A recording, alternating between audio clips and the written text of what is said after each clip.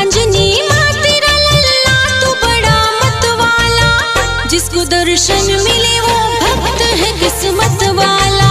जिसको दर्शन मिले वो भक्त है किस्मत वाला। दिल का भोला है बड़ा शूरवीर बलवाला, जिसको दर्शन मिले वो भक्त है किस्मत वाला,